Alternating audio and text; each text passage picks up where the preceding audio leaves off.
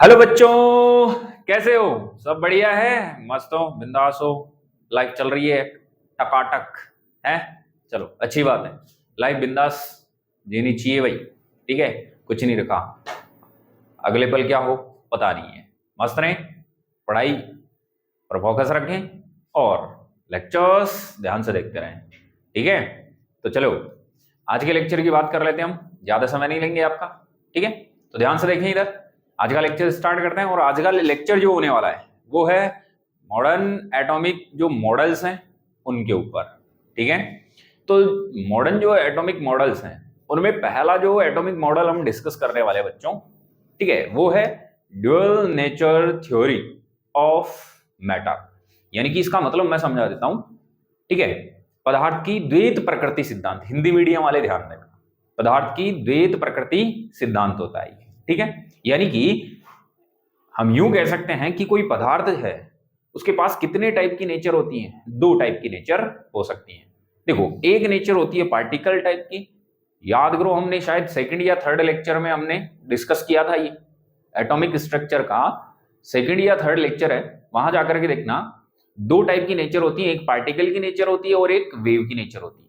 ठीक है बच्चों, तो किसी मैटर के पास, ठीक है, पदार्थ के पास यूं कह सकते हैं कितने टाइप की नेचर होती हैं? दो। एक पार्टिकल के जैसी जिसे हम हिंदी में कहते हैं कणीय प्रकृति, और दूसरी होती है वेव नेचर जिसे हम कहते हैं तरंग प्रकृति। ठीक है, तो दो टाइप की नेचर होने वाली है। तो ये थ्योरी भी यही बात बोलती है कि जो पार्टिकल्स होते हैं, ठीक है, या यूं कह सकते हैं कोई सबस्टांस है या कोई मैटर है, उसके पास कितनी नेचर होने वाली है? दो। क्लियर है बच्चों? तो इसी को हम कहते हैं पदार्थ की द्वैत प्रकृति सिद्धांत। ठीक है, अब हम इस थ्योरी की बातें देख लेते हैं एक एक करके कि ये क्या बोलता है क्या नहीं बोलता। क्लियर है?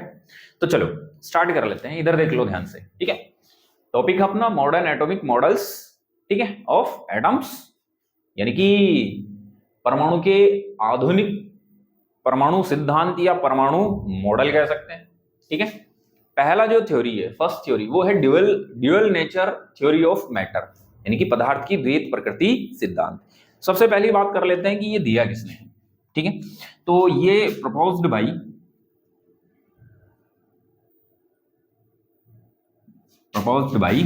डी ब्रॉगली या डे ब्रॉगली।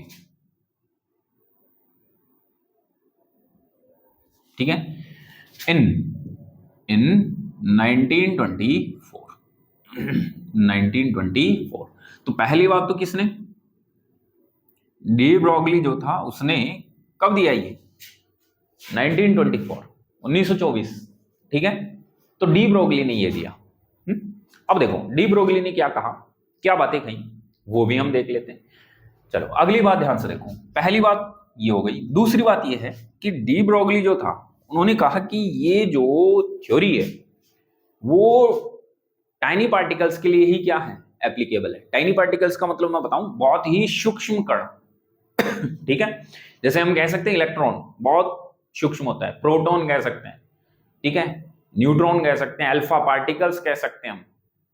ठीक है, इन पर ये एप्लीकेबल है। देखो लार्ज साइज के जो पार्टिकल्स हैं वहां ये थ्योरी एप्लीकेबल नहीं होती है। जैसे मैं आपको एक एग्जांपल बताऊं, जैसे मान लो किसी रोड पे ट्रक जा रहा है। ट्रक क्या है? एक लार्ज पार्टिकल है।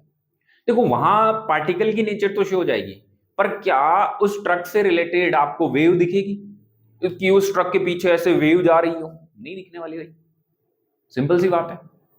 तो वहां वो पार्टिकल नेचर ज्यादा शो कर रहा है, तो वेव नेचर वहां दिखती नहीं। इसलिए जो स्मॉल टाइनी पार्टिकल्स हैं, बहुत छोटे पार्टिकल सूक्ष्म है, उन्हीं से ये रिलेटेड होता है।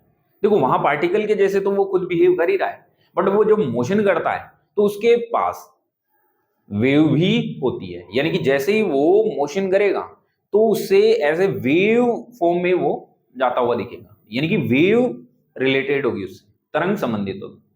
तो टाइनी पार्टिकल्स पर क्या होने वाला है? एप्लीकेबल। ठीक है, तो हम लिख सकते हैं it is applicable only for it is applicable only for tiny particles, tiny particles like as like as electron, proton, alpha particle, ठीक है, ठीक है, ईटीसीज, ठीक है, अल्फा पार्टिकल, ईटीसी, ठीक है। तो ये भी ध्यान दें, ठीक है बच्चों। तो ये ओनली किस पर एप्लीकेबल होता है? टाइनी पार्टिकल्स पर क्या होता है? एप्लीकेबल होता है। टाइनी पार्टिकल्स का मतलब बहुत ही छोटे पार्टिकल्स होने वाले हैं, ठीक है, यानी कि यह है बहुत सूक्ष्म पार्टिकल के लिए सत्य है, एप्लीकेबल है, ठीक है। अगली बात देखो, ये थ्योरी क्या कहती है? हमने स्टार्टिंग में ही बात कर ली थी कि किसी मैटर से दो टाइप की नेचर क्या हो सकती हैं? रिलेटेड हो सकती हैं, या दो टाइप के बिहेवियर हो सकते हैं। कौन कौन से? पार्टिकल नेचर और वेव नेचर, ठीक है। तो ध्यान से देखो, अकॉर्डिंग टू, शॉर्ट लिख देते हैं अकॉर्डिंग को, according to this theory, according to this theory, this theory, according to this theory, the matter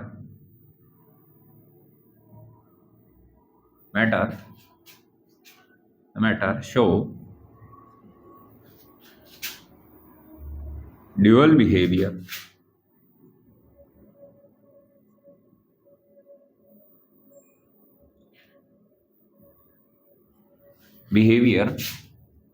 dual behaviour कौन कौन से हो सकते हैं? ठीक है, पहला हम लिख सकते हैं particle nature, particle nature, and दूसरा हम लिख सकते हैं एंड वेव नेचर, ठीक है, थ्योरी, वही थ्योरी, ठीक है, wave nature.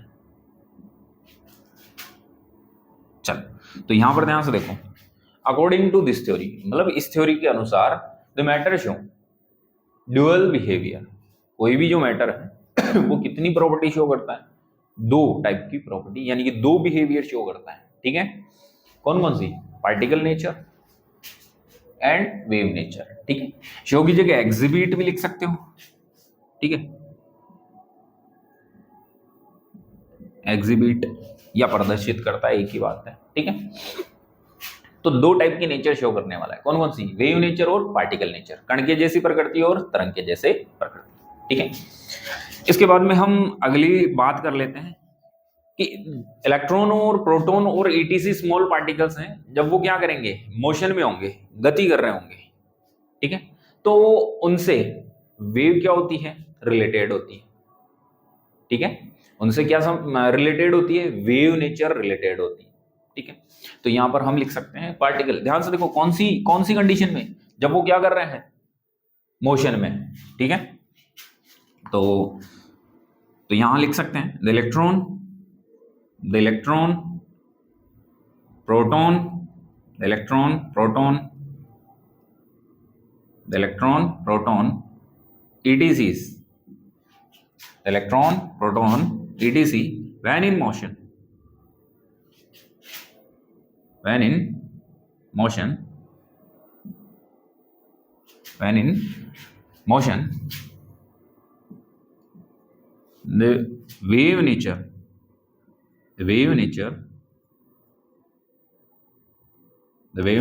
associate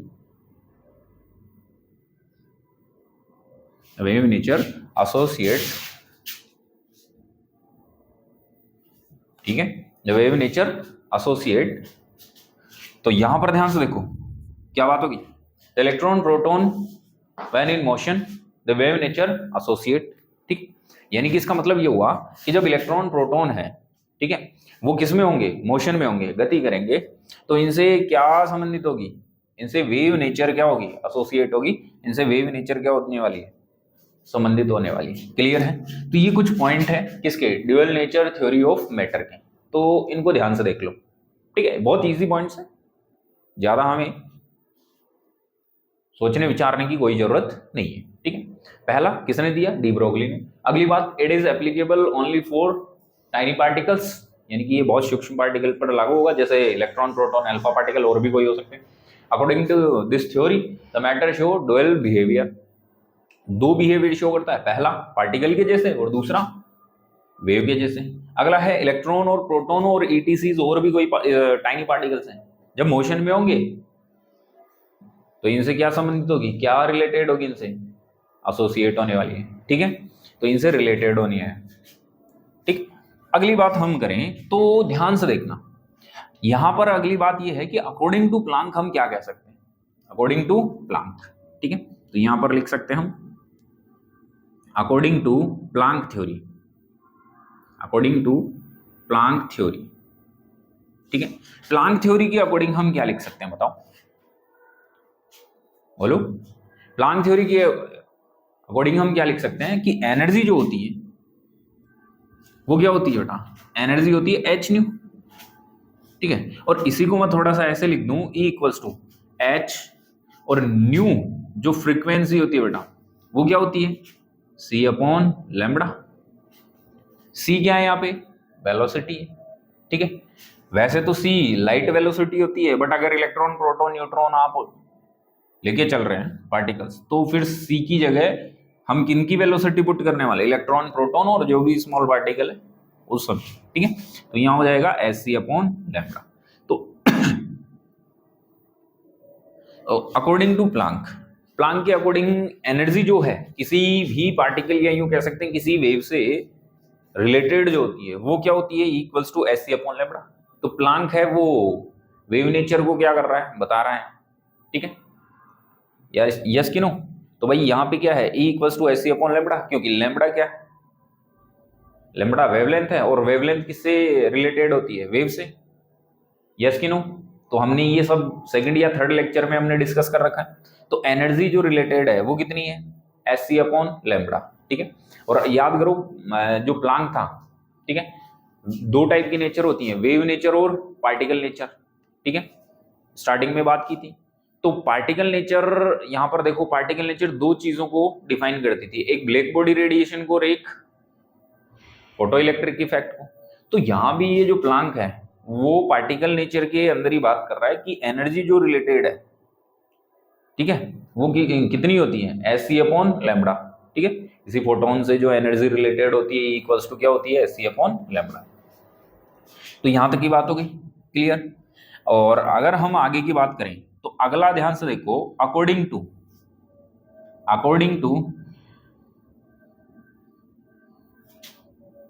Einstein, according to Einstein, Einstein के अकॉर्डिंग क्या होता है, जो एनर्जी होती है इक्वल्स टू, वो होती है बेटा mc स्क्वायर, क्या होती है, इक्वल्स टू mc स्क्वायर। भाई कोई भी पार्टिकल है उससे रिलेटेड जो एनर्जी है वो आइंस्टीन के अकॉर्डिंग क्या आती है, इक्वल्स टू mc स्क्वायर आती है। तो ये दोनों ही क्या है, एनर्जीज है, ठीक है, किसी पार्टिकल से रिलेटेड दोनों ही क्या है, एनर्जीज। तो अब चाहे एनर्जी इस फॉर्मूले से कैलकुलेट करो चाहे इस फॉर्मूले से, एनर्जी की वैल्यू तो क्या आने वाली है उस पार्टिकल के लिए, सेम आने वाली है। तो अगर हम इन दोनों को क्या कर दें, इक्वल कर दें, ठीक है, तो एक काम करो फटाफट से इसका स्क्रीनशॉट मारो, फिर हम आगे चल लेते हैं। चल हो गया, तो ध्यान से देखो इधर, अब हम इन दोनों इक्वेशन को क्या कर देते हैं, इक्वल कर देते हैं, ठीक है। तो यहां हम लिख देंगे, इसको इक्वेशन फर्स्ट लिख सकते हैं और इसको इक्वेशन सेकंड लिख सकते हैं, कोई दिक्कत नहीं है।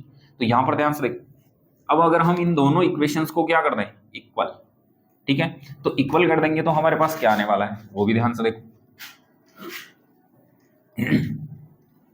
ध्यान से देखता रहो, इजी है, ज्यादा कोई हार्ड नहीं है, बस पॉइंट टू पॉइंट समझते जाओ कि ये क्या कह रहा है क्या नहीं कह रहा, ठीक है। तो ये जो पॉइंट्स थे आपने ये देख लिए हैं, इन पॉइंट्स को ध्यान रखना है कि किन पर एप्लीकेबल होगा किन पर एप्लीकेबल नहीं होगा। तो अब हम आगे की बात कर लेते हैं क्या, कि इक्वेटिंग द बॉथ इक्वेशन।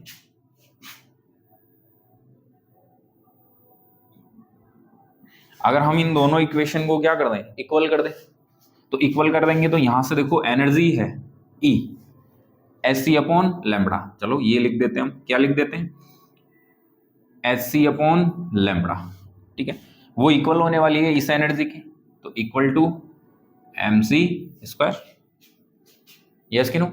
तो अब यहां से ध्यान से देखो बेटा, सी से सी कैंसिल हो गया, तो यहां से H upon lambda equals to क्या आ गया, एम सी। यस कि नो? अब मैं लैम्बडा को क्रॉस मल्टीप्लाई करके इक्वल टू के इधर लेके जा रहा हूं, तो एम सी कहां जाएगा, नीचे।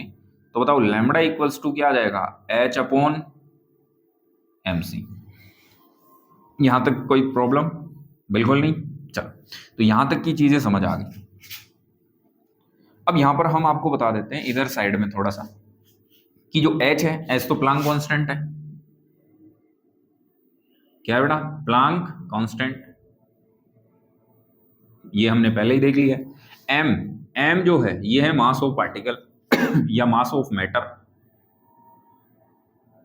मास ऑफ मैटर, जो भी आप मैटर ले रहे हो, सब्सटेंस ले रहे हो, उसका क्या है, मास। और जो c है, ठीक है, ये क्या है, वेलोसिटी। अब c को हम इक्वल टू कर सकते हैं किसके, v के।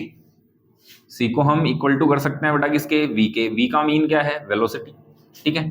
तो c किसके इक्वल है, v के, और ये क्या है, velocity of, velocity of matter. जो भी मैटर है उसकी क्या है, मैटर है या पार्टिकल का वेलोसिटी है, जो भी आप ले रहे हो, ठीक है। तो ये तीन चीजें आपको पता है। तो अगर मैं c की जगह पुट कर दूं v, तो यहां h equals to sorry lambda equals to क्या हो गया, h अपॉन एम बी। क्या हो गया, lambda equals to h upon M B. तो देखो किसी भी मैटर से रिलेटेड जो लैम्बडा है, कि जब भी कोई स्मॉल टाइनी पार्टिकल या यूं कह सकते हैं जो मैटर है वो मोशन में होगा, तो उससे रिलेटेड होगी वेव, ये हमने देखा है, ठीक है। उससे एसोसिएट होगी कौन, वेव। और अगर वेव है तो उससे लैम्बडा भी रिलेटेड होगा। क्यों, क्योंकि वेव की प्रॉपर्टी होती है क्या, लैम्बडा, वेवलेंथ, तरंग दैर्ध्य। तो तरंग के साथ कौन संबंधित होगा, तरंग दैर्ध्य। तो उस कंडीशन में जो तरंग दैर्ध्य है, वेवलेंथ है, वो हम कैसे कैलकुलेट कर सकते हैं, एच अपॉन एम बी से। क्लियर है? अब थोड़ा सा आगे चलते हैं, और यहां पर अगर हम बात करें तो M V, mass into velocity, ये इक्वल्स टू होता है पी, ठीक है, मोमेंटम, जिसे हम कहते हैं संवेग, ठीक है। तो पी क्या है, मोमेंटम। क्लियर है बच्चों? तो पी क्या है, मोमेंटम। और मोमेंटम प्रॉपर्टी होती है किसी पार्टिकल की, ध्यान देना। संवेग जो होता है, मोमेंटम संवेग जो होता है, वो रिलेटेड होता है किससे, किसी पार्टिकल से। जबकि लैम्बडा जो होती है वो रिलेटेड होती है किसी वेव से। तो यहां से हम ये डेराइव कर सकते हैं क्या, कि lambda equals to H upon P, H upon P. M V की जगह मैं पुट कर दूं क्या, पी, मोमेंटम, संवेग। तो इस रिलेशन से आपको क्या दिख रहा है, ये जो रिलेशन है, इस रिलेशन से आपको क्या दिख रहा है, जरा बताओ। इस रिलेशन से आपको ये दिख रहा होगा, यहां से ये हम आइडेंटिफाई कर सकते हैं क्या, कि बेटा लैम्बडा जो लैम्बडा है वो प्रॉपर्टी है किसकी, वेव की। तो देखो लैम्बडा वेव से रिलेटेड है, तो यहां लैम्बडा तो वेव नेचर को शो करेगा। और पी, मोमेंटम, संवेग, वो रिलेटेड होता है किसी पार्टिकल, पार्टिकल से। यस कि नो? तो पार्टिकल से है, तो यहाँ पे जो संवेग है, मोमेंटम है, वो कौन सी नेचर शो कर रहा है, पार्टिकल नेचर। तो इस रिलेशन से हम ड्यूअल जो बिहेवियर है उसको हम क्या कर सकते हैं, एक्सप्लेन कर सकते हैं। क्लियर है कि नहीं है बच्चों? तो ये वाला जो फॉर्मूला है वो बड़ा काम का है, ठीक है। इसको ढंग से पढ़ना, इसको ढंग से याद भी रखना। क्लियर? चलो जल्दी से इसका स्क्रीनशॉट मारो, फिर हम आगे बढ़ लेते हैं। क्लियर हो गया? चलो, तो अब हम बात कर लेते हैं नेक्स्ट पॉइंट क्या। अब देखो हम कुछ रिलेशन पढ़ने वाले हैं क्या पढ़ने वाले बेटा, रिलेशन चेक करने वाले। रिलेशन क्या है वो देखो, ठीक है। अब यहाँ हम कुछ इंपॉर्टेंट रिलेशंस हैं, वो इंपॉर्टेंट रिलेशंस हम यहाँ एक बार डेराइव कर लेते हैं, और उनको याद भी रखना हमें, क्वेश्चन उन्हीं से सॉल्व होंगे। क्लियर? तो देखो ध्यान से, अब इंपॉर्टेंट रिलेशंस में आ जाते हैं। ये चीजें आपको ध्यान रखनी है कि कौन क्या है। सी को हम v पुट कर रहे हैं, v क्या है, वेलोसिटी ऑफ पार्टिकल, या यूं कह सकते हैं मैटर जो आपने लिया है, ठीक है, हमने लिया है यूं मान। चलो, तो अब हम जो रिलेशन है वो डेराइव कर लेते हैं, ठीक है। तो रिलेशन किन के बीच है, तो ध्यान से सुनना। फर्स्ट जो रिलेशन है वो है relation between, relation between lambda. Lambda क्या है, रिलेशन बिटवीन लैम्बडा, लैम्बडा मतलब वेवलेंथ,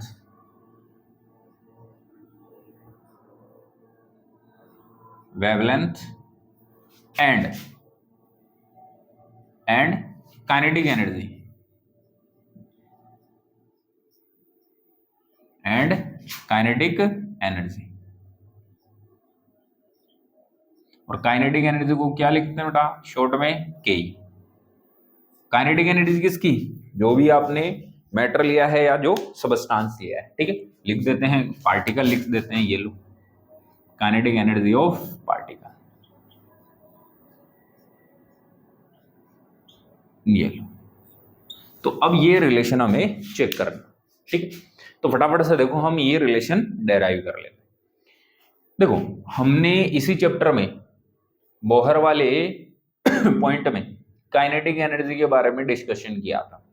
वो सारे जो लेक्चर्स हैं वो आप देखो एक बार, वहां से काफी बातें हैं यहाँ रिलेटेड।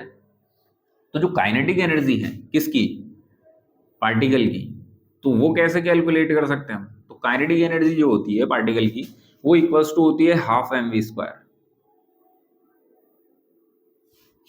क्या होती है, हाफ mv²। ये लो, तो काइनेटिक एनर्जी क्या होती है, हाफ mv² होगी। कोई दिक्कत बिल्कुल नहीं, क्योंकि काइनेटिक एनर्जी हाफ mv² ही होता है फॉर्मूला। ये इक्वेशन फर्स्ट हो गई। अब हम एक काम कर लेते हैं कि इक्वेशन फर्स्ट को m से डिवाइड और m से मल्टीप्लाई कर देते हैं। m क्या है, मास, ठीक है। अब देखो मल्टीप्लाई कर रहे हैं, डिवाइड कर रहे हैं, कोई चेंज नहीं कर रहे हैं, क्योंकि मल्टीप्लाई कर रहे हैं और डिवाइड कर रहे हैं तो कैंसिल हो जाएगा, ठीक है। तो हम लिख सकते हैं कि इक्वेशन फर्स्ट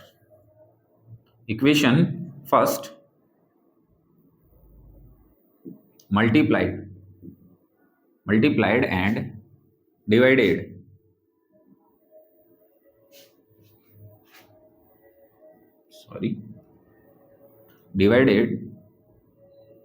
बाई m,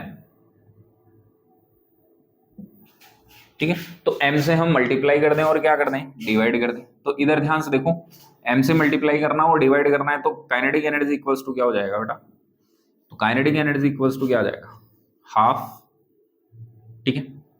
इधर क्या है, m into v² into m upon m। देखो ये मल्टीप्लाई हो गया और ये डिवाइड हो गया, तो m से m कैंसिल आउट हो गया, तो half mv² as it is बच गया। तो हमने कोई चेंज किया ही नहीं। चलो तो इसको थोड़ा आगे सोल्व कर लेते हैं। तो इधर देखो काइनेटिक एनर्जी इक्वल्स टू क्या हो गया, ये तो है हाफ, देखो m और m² और ये v², तो m² v² और नीचे कौन रह गया डिवाइड में, m। तो अब आप मुझे बताओ एक बात, यहां पर ध्यान से देखो, m इंटू वी क्या होता है, m इंटू वी क्या होता है, p, मोमेंटम। ये हमने अभी अभी चेक किया। अगर मैं इसको m² v² कर दूं, इसका मतलब ये क्या हो गया, p²। भाई m v क्या होता है, m इंटू वी क्या होता है, p, और अगर हमने m² इंटू v² कर दिया तो ये भी क्या हो जाएगा, p²। क्लियर है। तो क्या मैं m² v² की जगह क्या कर सकता हूं, p² कर सकता हूं क्या। तो इसको देखो आप ध्यान से, एक एक पॉइंट है, इधर ध्यान से देखो, इसको मैं क्या कर सकता हूं, p²। तो यहां से देखो काइनेटिक एनर्जी का जो फॉर्मूला है बेटा वो क्या आ गया, half into p² upon m, ठीक है। और यहां से अगर मेरे को p² निकालना है तो p² इक्वल्स टू क्या हो जाएगा, तो देखो p² को इधर ही रखेंगे और ये 2m है वो क्रॉस मल्टीप्लाई हो जाएगा किससे, ke से। तो यहां पर आ जाएगा 2m ke, यस कि नो।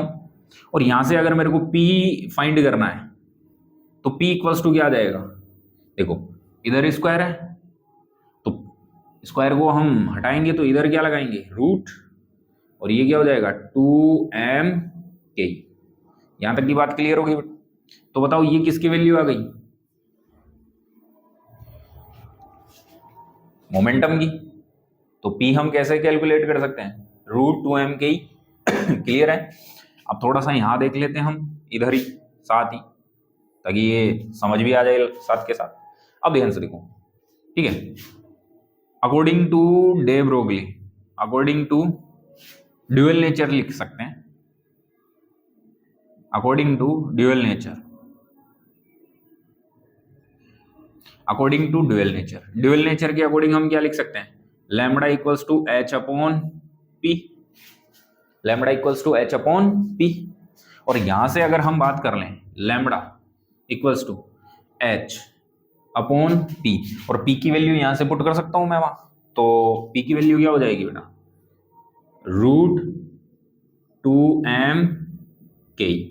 तो यहां पर ध्यान से देखो, लैम्बडा वेवलेंथ आ गई और काइनेटिक एनर्जी वो आ गई, तो लैम्बडा और काइनेटिक एनर्जी में क्या आ गया है, रिलेशन आ गया। तो इस रिलेशन को आपको ध्यान रखना है, क्लियर है, बिल्कुल दिमाग में फिट कर लेना, इसको दिमाग से निकालना नहीं है, ठीक है। चलो, इसके अलावा यहाँ पे आपको पता है m क्या है, यहाँ मैं लिख देता हूँ m mass of particle, m क्या है, मास ऑफ पार्टिकल। इसके बाद काइनेटिक के ई क्या है, काइनेटिक एनर्जी क्या है भाई, काइनेटिक एनर्जी ऑफ पार्टिकल।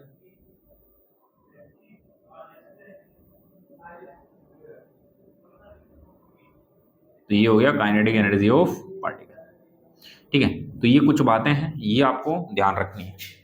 तो ये फॉर्मूला भी आपको क्या करना है, ध्यान रखना है, ठीक है।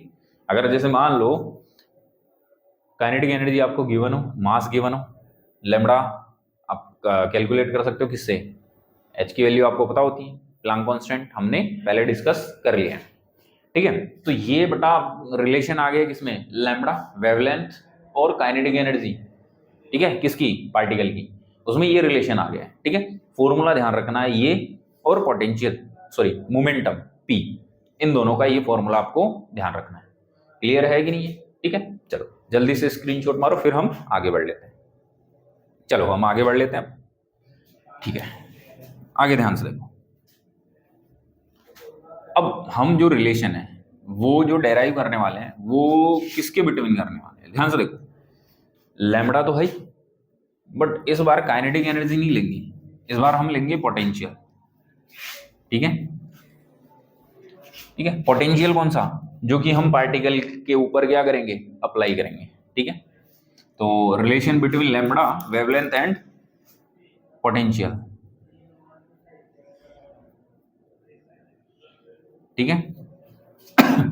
और पोटेंशियल को हम डिनोट करेंगे किससे, v से, और उसका थोड़ा साइन ऐसे डिनोट करेंगे क्योंकि v वेलोसिटी भी होती है, ठीक है। तो पोटेंशियल और लैम्बडा, इसमें हमें क्या करना है, रिलेशन डेराइव करना है, ठीक है, या रिलेशन फाइंड करना है। चलो आ जाओ, बड़े ध्यान से देखना। तो एक जो रिलेशन था वो हम कंप्लीट कर चुके हैं, अगला रिलेशन देख, इजी है बहुत, ध्यान से देखते जाए, ठीक है। तो इधर देखो बच्चों, यहां पर हमारे पास लास्ट फॉर्मूला क्या है, lambda equals to H upon root 2m के। बस हमें क्या करना है, लैम्बडा तो है, अगर मैं इस के को पोटेंशियल के फॉर्म में चेंज कर दूं तो डायरेक्ट पोटेंशियल के साथ क्या आ जाएगा, रिलेशन आ जाएगा। तो अब हम यहाँ ये चेक करते हैं कि काइनेटिक एनर्जी और पोटेंशियल में कोई रिलेशन होता है क्या, ठीक। तो मैं आपको बताता हूं कि जो काइनेटिक एनर्जी होती है, क्या होती है, काइनेटिक एनर्जी, उसका फॉर्मूला वैसे होता है हाफ mv², ठीक है, क्या होता है, हाफ mv²। बट अगर मान लो आपके पास कोई इलेक्ट्रॉन है और इलेक्ट्रॉन के ऊपर आपने पोटेंशियल अप्लाई कर दिया, पोटेंशियल का मतलब क्या हो गया, एक बैटरी ली, बैटरी ली, उससे क्या फ्लो होगा, चार्ज, और बैटरी का क्या होगा, वोल्टेज। तो जो इलेक्ट्रॉन है वो भी क्या करने लगेगा, मोशन करने लगेगा पोटेंशियल के प्रेजेंस में, ठीक है, इफेक्ट में। तो काइनेटिक एनर्जी कैसे कैलकुलेट करते हैं, अगर पोटेंशियल आपको गिवन हो, यानी कि आप इलेक्ट्रिक जो यूं कह सकते हैं कोई इंस्ट्रूमेंट हम लगा दें, बैटरी हुआ वगैरह, तो जो इलेक्ट्रॉन है या यूं कह सकते हैं कोई चार्ज पार्टिकल है, ठीक है, उसकी काइनेटिक एनर्जी हम कैसे कैलकुलेट करेंगे। तो इधर देखो, काइनेटिक एनर्जी जो होती है वो होती है charge, charge into potential, charge into potential. तो ये होती है किसी पार्टिकल की काइनेटिक एनर्जी, किसकी प्रेजेंस में, पोटेंशियल की प्रेजेंस में, ठीक है। और पोटेंशियल एक्चुअल में चार्ज पार्टिकल पर ही वर्क करेगा, भाई जो न्यूट्रल है उस पर इस पोटेंशियल का कोई इफेक्ट ही नहीं होना है, ठीक है।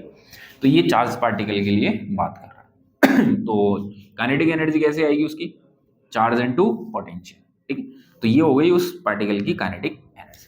अच्छा, चार्ज को हम किससे डिनोट करते हैं भाई, क्यू, क्यू से, और पोटेंशियल हमें पता है किससे, वी से। तो बताओ काइनेटिक एनर्जी किसके इक्वल आ गई, Q into we.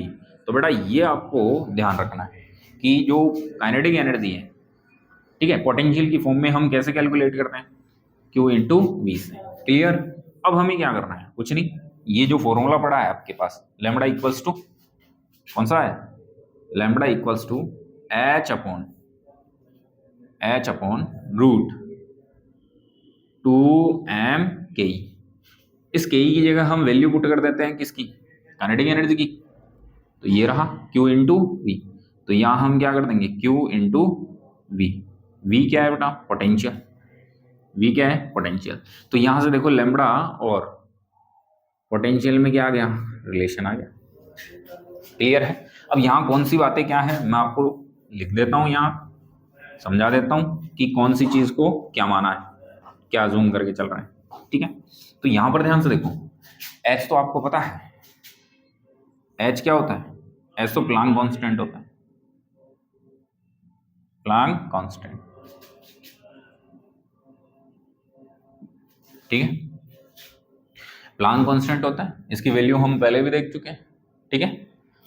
6.6 into 10⁻⁻34 joule into second, जो भी है। एच हो गया, एम, एम क्या है, मास ऑफ पार्टिकल।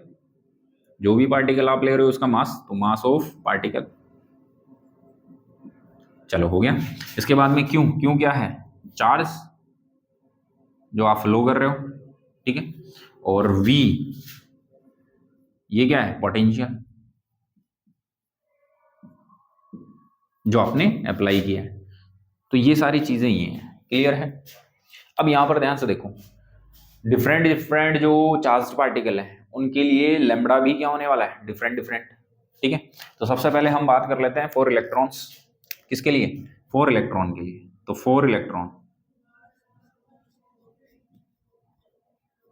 ठीक है। इलेक्ट्रॉन के लिए अगर हमें इलेक्ट्रॉन से रिलेटेड लैम्बडा फाइंड करनी हो, जब हम उस पर वी पोटेंशियल क्या कर दें, अप्लाई कर दें, तो वो हम कैसे कैलकुलेट करेंगे। तो इधर ध्यान से देखो, तो लैम्बडा क्या हो जाएगी, ई।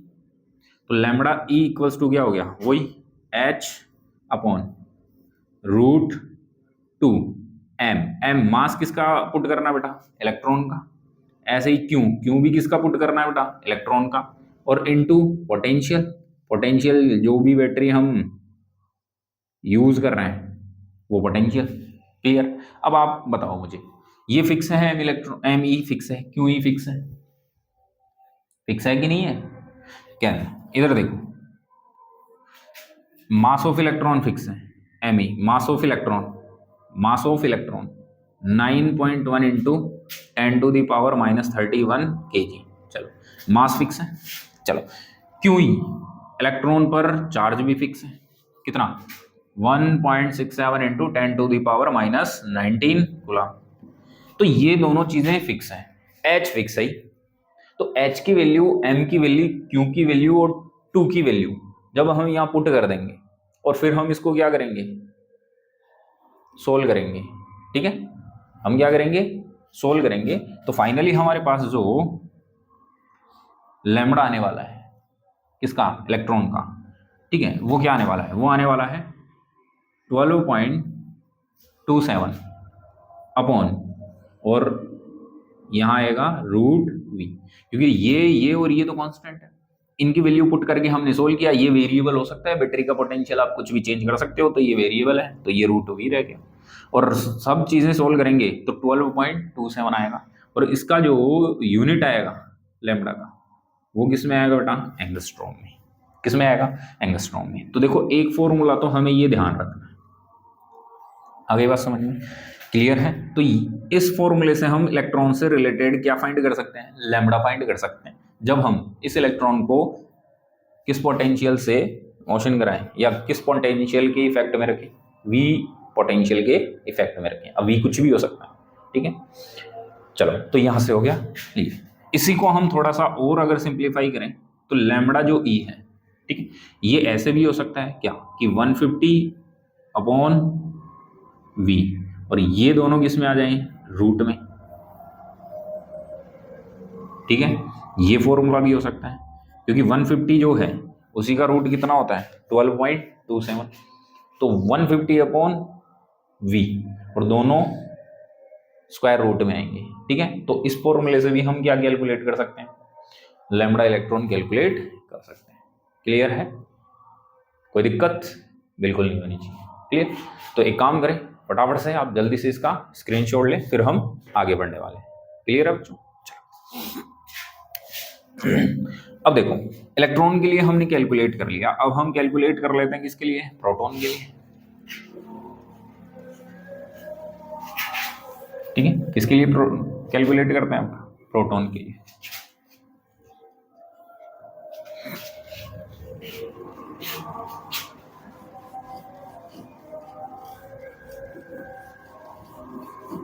चलो तो इसमें आगे हम अगला लिख लेते हैं, फॉर प्रोटॉन,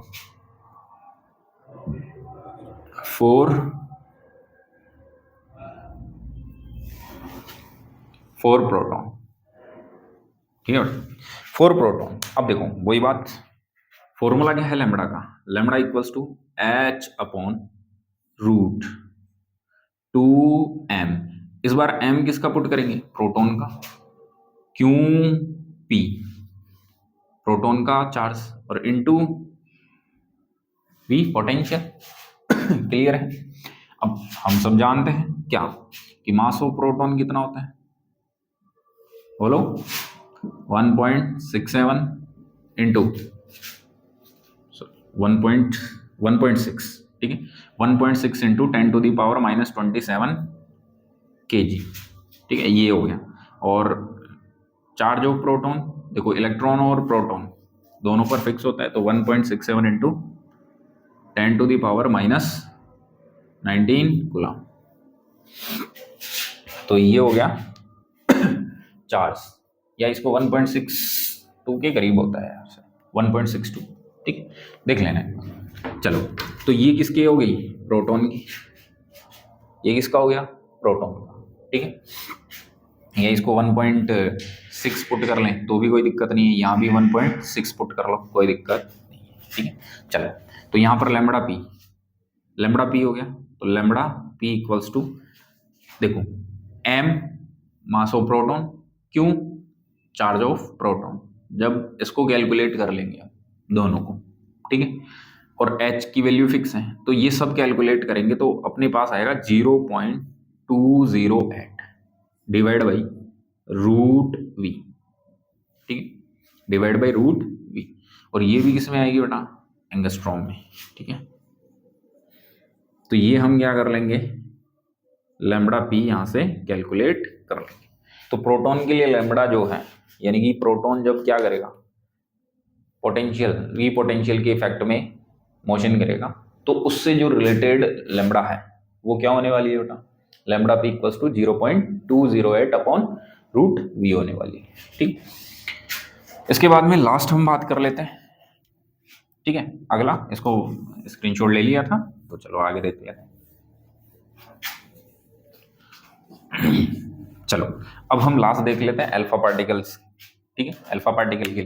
तो अगला ध्यान से देखो, फॉर अल्फा पार्टिकल,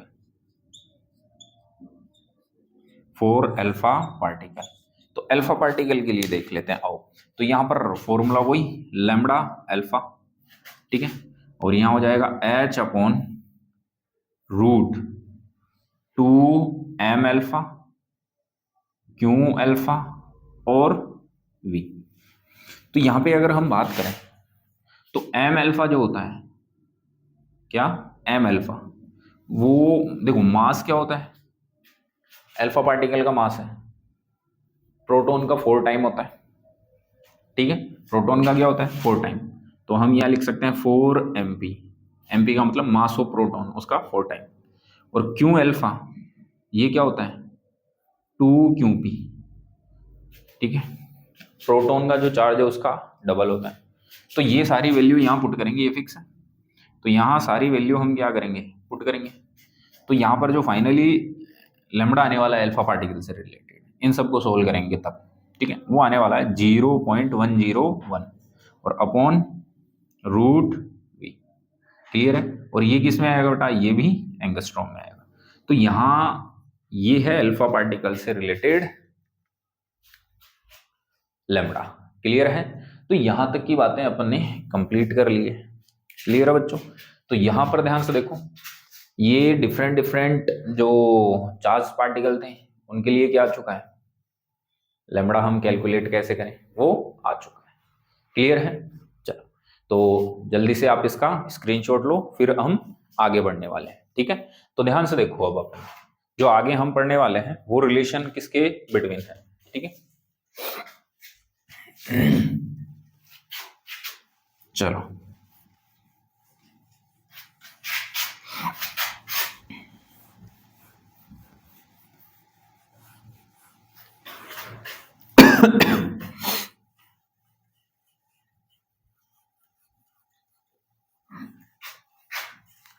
चलो बच्चों, यहां तक की बातें क्या हो चुकी हैं, कंप्लीट हो चुकी हैं। ठीक है, अब अगला जो रिलेशन है वो है वही लैम्बडा और जो बोहर ऑर्बिट है उसकी जो रेडियस है उसके बिटवीन हम रिलेशन चेक करने वाले हैं। ठीक है, तो यहां पर हम लिख सकते हैं कि रिलेशन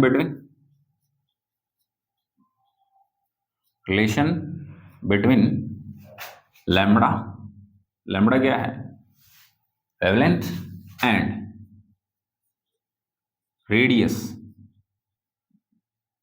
रेडियस जिसको हम किससे लिखेंगे, आर से, ऑफ बोहर ऑर्बिट, या ऑर्बिट एक ही बात है, बोहर ऑर्बिट।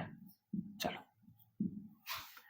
तो यहां पर हम अगर बात करें तो देखो हमने पहले भी डिस्कस कर लिया है क्या, कि देखो ये है न्यूक्लियस, ये क्या है बेटा, न्यूक्लियस, और न्यूक्लियस के अराउंड क्या होती हैं, शेल, और इन शेल में कौन मोशन करता है बेटा, कौन मोशन करता है, electron.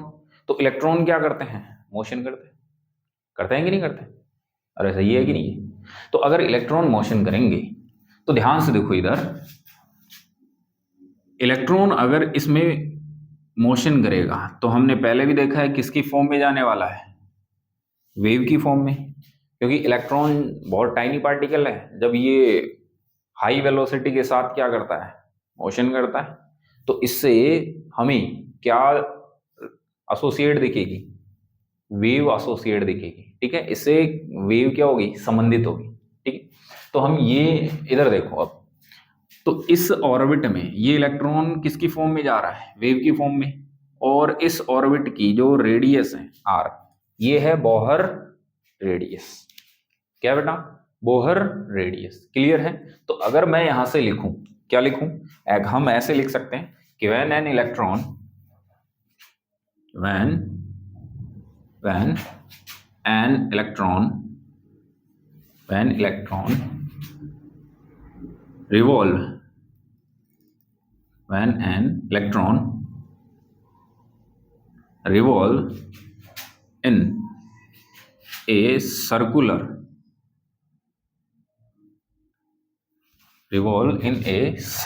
orbit of atom, then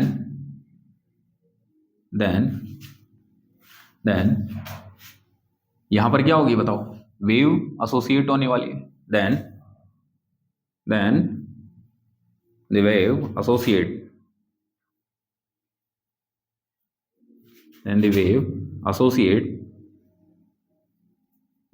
then the wave associate with this ठीक है, तो यहां पर सीधी सी बात है, जब भी कोई एक इलेक्ट्रॉन है वो रिवॉल्व करेगा किसमें, एक सर्कुलर ऑर्बिट में ऑफ एटम के। ठीक है, यहां ये भी लिख सकते हैं, अराउंड न्यूक्लियस भी लिख सकते हैं साथ में, चलो ऐड कर देते हैं, ऑफ एटम। ठीक है, circular orbit of atom around around nucleus. ठीक है, तो ये ध्यान रख लेना। ठीक है, तो उससे क्या संबंधित होगी, एक वेव संबंधित होगी। अब देखो यहां पर ध्यान से देखो, हमने पहले एक बात और पढ़ी थी, क्या कि ये इलेक्ट्रॉन है वो इस सर्कुलर जो ऑर्बिट है या ये सर्कुलर जो पाथ है इसमें तभी क्या कर सकता है, रिवोल्व कर सकता है जब इसका जो एंगुलर मोमेंटम है, ठीक है, mvr, वो किसके इंटीग्रल मल्टीपल हो, h/2 पाई के। तो यहां पर हम ऐसे भी लिख सकते हैं क्या कि इलेक्ट्रॉन तभी रिवॉल्व करेगा जब एंगुलर मोमेंटम mvr वो इक्वल हो इंटीग्रल मल्टीपल ऑफ h/2 पाई। तो यहां से क्या आ जाएगा, mvr इक्वल्स टू nh/2 पाई। ठीक, अब ध्यान से देखो इधर, अगर मैं 2 पाई को इधर लाऊं और mv को इधर ले जाऊं तो यहां से क्या आ गया, देखो 2 पाई इधर आ गया और r है, क्या है, r है। ठीक है, और इक्वल्स टू यहां क्या हो जाएगा, nh और अपॉन mv। ठीक, फिर से वही बात, mv इक्वल्स टू क्या हो जाएगा, p, यस कि नो। और p इक्वल्स टू क्या होता है, देखो यहां पर h/mv, h/mv ये डायरेक्ट हम ये भी लिख सकते हैं, ध्यान से देखो, इसको थोड़ा सा और इजी कर देता हूं मैं। h/जो mv है इसको मैं डायरेक्ट क्या लिख सकता हूं, लैम्बडा लिख सकता हूं क्या, अभी तो चेक किया है कि h/mv h/p ये क्या होता है, लैम्बडा, यस कि नो। तो ध्यान से देखो इधर, इसको मैं ऐसे भी लिख सकता हूं कि 2 pi r equals to n, और h/mv को हम क्या लिख दें, h/mv को हम क्या लिख दें बेटा, लैम्बडा। तो ये हो गया 2 pi r equals to n lambda. अब 2 पाई r क्या है, तो ये भी ध्यान से देखो, यहां पर ध्यान से देखो 2 पाई r क्या है, सरकमफेरेंस, यानी कि ये जो सेल है या ऑर्बिट है इसकी सरकमफेरेंस कितनी है, 2 पाई r। और यहाँ पे हमें रिलेशन किसके बिटवीन डेराइव करना था, r और लैम्बडा। तो यहां से देखो 2 पाई r और लैम्बडा के बिटवीन क्या आ गया, रिलेशन आ गया। ठीक है, अब ये जो चीज है वो क्या कहती है, इधर ध्यान से सुनना, कि जैसे मान लो आपके पास n की वैल्यू कितनी है, 1, क्या है, n की वैल्यू क्या है, 1, तो 2 पाई r का मतलब हो गया एक जो साइकिल कंप्लीट करेगा यानी कि सरकमफेरेंस, इस पूरी सरकमफेरेंस में कितनी लैम्बडा एसोसिएट होने वाली, ओनली 1। क्यों, क्योंकि देखो ध्यान से n की वैल्यू कितनी पुट करो, 1, तो 2 पाई r मतलब सरकमफेरेंस जो है पूरी परिधि उसके अंदर क्या होगा, एक ही लैम्बडा होगा, यानी कि एक ही तरंग दैर्ध्य बनने वाली। ऐसे ही अगर मैं सेकंड ऑर्बिट की बात करूं तो n इक्वल्स टू कितना हो गया, 2, तो n की वैल्यू कितनी पुट करो, 2, तो 2 पाई r मतलब एक सरकमफेरेंस यानी कि परिधि में कितनी लैम्बडा एसोसिएट होने वाली है, 2। तो कुछ इस टाइप से डायग्राम नहीं बन जाएगा, ध्यान से देखो कि इलेक्ट्रॉन यहां से क्या करेगा, मोशन करेगा, तो देखो कुछ ऐसा जाएगा, ऐसे आ जाएगा, ओ सॉरी 2 बननी है ना लैम्बडा, लैम्बडा 2 बननी है, तो देखो ध्यान से यहां से आया, ठीक है, तो ये हो गया और ये हो जाएगा, थोड़ा सा इसको हमने ऐसे ही बना देते हैं। ठीक है, तो देखो यहां से लेकर के यहां तक देखो जो क्रस्ट होते हैं, तो एक क्रस्ट से स्टार्ट हुआ, फिर ट्रफ आया, फिर एक क्रस्ट आया, फिर यहां से देखो क्रस्ट से स्टार्ट हुआ, फिर ट्रफ आया, फिर क्रस्ट आया। तो एक वेवलेंथ ये रही और एक वेवलेंथ ये रही, कितनी वेवलेंथ हो गई, 2। अब अगर वैसे ही मैं थर्ड से बात करता कि इस न्यूक्लियस के अराउंड कौन सा शेल होता, थर्ड, तो n इक्वल्स टू 3, तो यहाँ पर 2 pi r equals to n की जगह कितनी पुट कर दे, 3। तो बताओ एक सरकमफेरेंस में कितनी लैम्बडा एसोसिएट होती, 3 लैम्बडा। 3 लैम्बडा का मतलब यहाँ पे डायग्राम देखो, जैसे मान लो ये फर्स्ट सेल है, ये सेकंड सेल है और ये थर्ड शेल है। तो थर्ड शेल में इलेक्ट्रॉन यहां से क्या कर रहा है, मोशन कर रहा है, तो कुछ ऐसे जाएगा,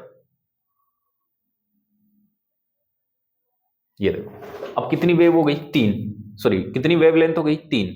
यहां से यहां देखो, क्रस्ट से ट्रफ और क्रस्ट आगे नियरेस्ट 1 2 3 वेवलेंथ आ गई कि नहीं आ गई, आ गई। तो इस टाइप से ये जो रिलेशन है वो होने वाला है, ठीक है बच्चों।